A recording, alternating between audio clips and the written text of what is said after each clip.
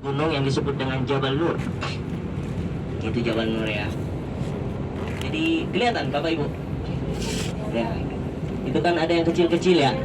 Warna putih hitam. Itu orang naik. Ya. Oh, keren banget. Kita melihatnya kan melihat mereka kecil ya. Mereka juga melihat kita kecil. Artinya walaupun mereka di atas, bukan berarti mereka melihat kita kecil, bukan berarti berarti apa? Mereka sombong ketika mereka di atas ya kan? Hikmahnya lah seperti itu. Artinya kalau kita di atas jangan menganggap orang di bawah itu kecil. Ya.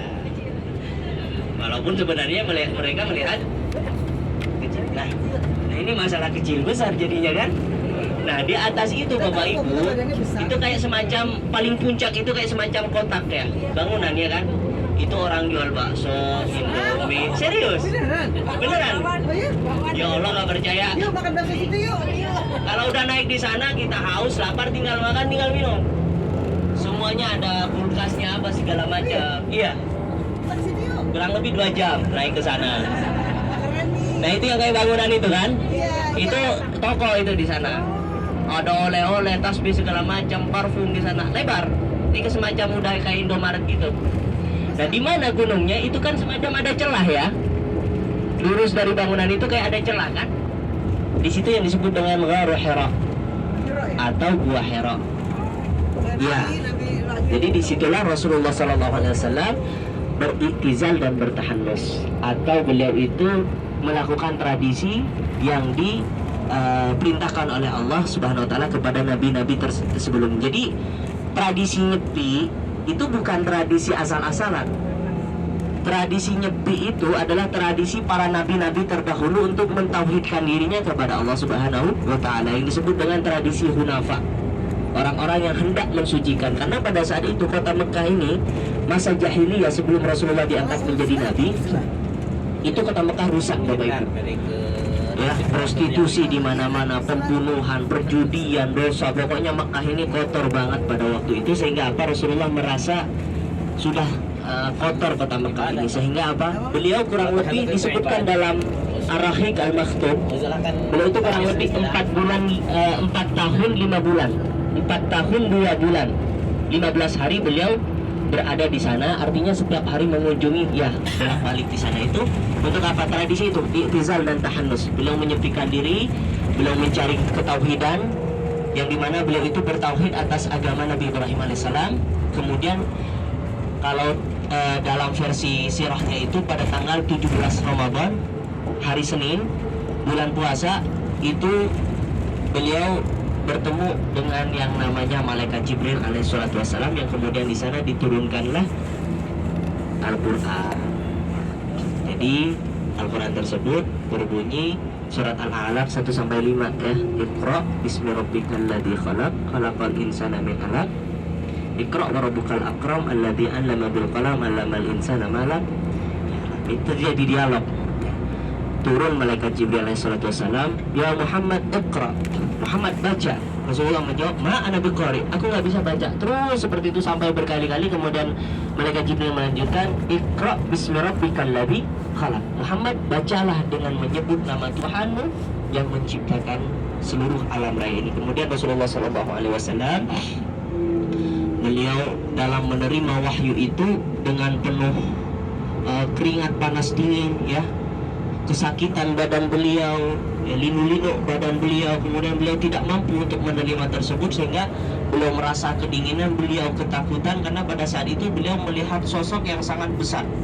Itu pun malaikat Jibril tidak menampakkan zatnya langsung ke bumi, hanya berupa cahaya dan gambaran tubuh beliau ya, beliau sekaligus kagum tapi takut Rasulullah itu. Al-Khosyah, ketakutan yang sangat kuat pada saat itu yang menyelimuti Rasulullah SAW. Nah pada saat itu malaikat Jibril menampakkan jasadnya langsung itu ketika ke Sidratul Muntaha, ketika mendampingi Rasulullah Mi'raj ke langit. Itulah berani, karena apa? Untuk ke bumi aja malaikat Jibril nggak mampu. Karena apa? Bumi ini terlalu kecil. Jadi kalau disebutkan itu dalam Syama'il, sayapnya Jibril itu bisa menutupi ufuk barat dan ufuk timur. belum sayap kanannya. Jadi sayap kiri kanan itu perjalanan kurang lebih 70 tahun. Sekali kepak itu perjalanan kurang lebih 2000 tahun. Itu malaikat Jibril alaihi salatu wassalam yang kemudian berpisah di Sidratul Muntaha dan pamitan kepada Rasulullah, ya Rasulullah, saya sudah di sini batas saya untuk mengantarkan engkau ke Allah Subhanahu wa taala, dan hamba tidak bisa untuk masuk. Kenapa Jibril? Kalau hamba maksa masuk, hamba akan terbakar, kata Rasulullah Shallallahu Alaihi kata siapa? Malaikat Jibril alaihi salatu wassalam. Kemudian beliau melepas Rasulullah SAW naik ke Sidratul Muntaha. Tapi tolong dicatat, naiknya Rasulullah ke Sidratul Muntaha bukan bertemu Allah, ya. Artinya bukan bertemu Allah bukan berarti Sidratul Muntaha itu arasnya Allah, bukan tempatnya Allah. Allah tidak memiliki tempat. Dan kalau Allah kita klaim memiliki tempat dan Allah kita klaim ada di atas, berarti Allah sama saja dengan makhluk. Sedangkan Al-Quran mengatakan laisa kamitslihi syai'un. Allah tidak berupa dengan makhluknya, tidak berupa dengan sesuatu apapun.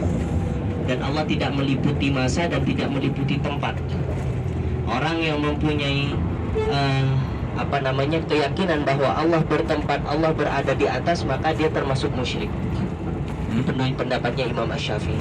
Lalu di mana Allah? Serahkan pertanyaan itu kepada Allah dan jangan tanya soal itu.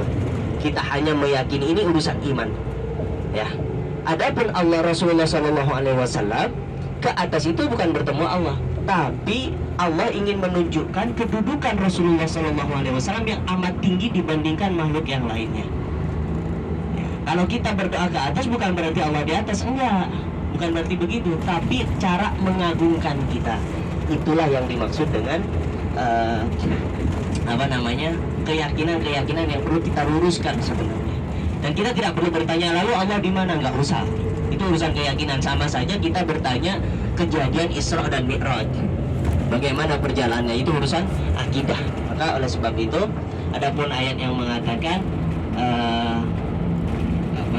tentang ayat-ayat mutasyabihat itu yang menjelaskan bahwa arasy Allah itu berada di langit, itu adalah ayat mutasyabihat yang tidak bisa perlu untuk ditafsirkan, tapi ditakwil. Ya, gimana ayatnya itu lupa? Dinginan lalu beliau menuju ke rumah beliau yang kemudian turun pada saat itu surat Al-Muzammil itu, ya ayyuhal muzammil wa ila akhiriha, yang dimana Rasulullah SAW ketika pulang beliau minta diselimuti, beliau ketok pintu rumah beliau sangat ketakutan, dibuka oleh pintunya Siti Khadijah radhiyallahu, semua ketakutan Rasulullah hilang karena melihat Siti Khadijah radhiyallahu anha, istri yang paling beliau cintai. Kalau bapak-bapak sekarang gimana? Pulang kerja buka pintu, kira-kira hilang enggak itunya ketakutannya? Hilang. Kenapa ketawa ini? Atau tambah diomelin? Jangan kita mengharap Siti Khadijah kemudian kita seperti Fir'aun. Jahal. Wal'iyadzu billah. Jadi itu harus seimbang, ya. Apalagi kalau dibalik misalkan, jangan Istrinya Abu Lahab. istrinya Abu Lahab. Itu apalagi Ibu? Insya Allah semua jadi istri solehah. Amin. Gak ada istri yang soleh soalnya. Iya kan? Dan dikaruniai keluarga yang sakinah mawaddah warahmah, anak cucunya menjadi anak cucu yang Qur'ani, yang soleh-soleha, bermanfaat bagi agama dan bangsa. Allah muskil anta. Aduh, ini kayaknya kena karma. Merdeka. Allah muskil. Baik. Intinya itu action barusan, ya. Bapak Ibu yang Allah muliakan, jadi lupa saya jadinya kan. Nah, selesai dari hal itu semuanya, alhamdulillah sempurna kita City Tour kali ini, dan selanjutnya kita akan melaksanakan miqat di Masjid Tan'im. Kita sepertinya zuhur ini baru kita zuhuran di Masjid Tan'im, sepertinya tidak untuk ke Masjidil Haram, ya, karena kita sudah bisa dibilang telat, ya, harinya. Tidak apa-apa, intinya masih di tanah haram. Ada yang mengatakan bahwa seluruh tanah haram, walaupun tidak disebut secara spesifik tentang pahalanya seperti yang di Masjidil Haram, tapi dibedakan untuk pahalanya. Berbeda dengan sholat-sholat di masjid di luar tanah haram.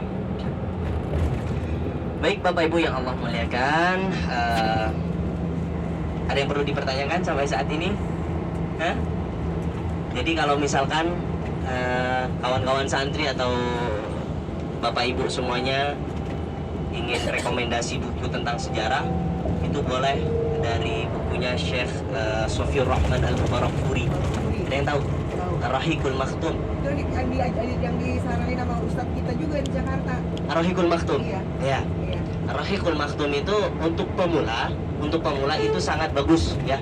Bahasanya juga. Ya, bahasanya sederhana, ringkas dari mulai Rasulullah dilahirkan sampai diutus, kemudian sampai terjadi peperangan, hijrah ke Madinahnya, hijrah ke Taifnya. Itu benar. Itu semuanya jelas. Ya. Cuman kalau untuk berbagai kisah-kisahnya itu memang kurang lengkap. Iya. Kalau mau lebih lengkap lagi ditambah oleh Sirah Nabawiyah karyanya Ibnu Hisham.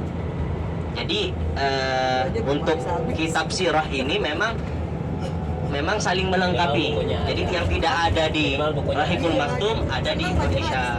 Tidak ada di Ibnu Hisham ada di Hayatus Sahabah. Jadi banyak untuk tapi untuk pemula Rahiqul Maktum itu bagus dan referensinya kuat, ada dalil Qur'annya, tidak ngasal.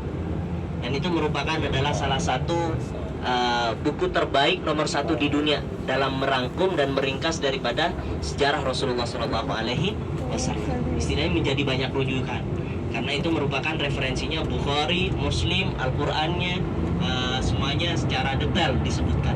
Jadi kalau misalkan mau belajar tentang sirah untuk pemula, lebih baik beli Ar-Rahiqul Maktum. Sekarang udah banyak untuk terjemahannya, bisa dicari di Lazada atau di Shopee ya untuk kita sebagai wawasan dan literasi seperti itu. Baik Bapak Ibu yang Allah muliakan, sebentar lagi kita akan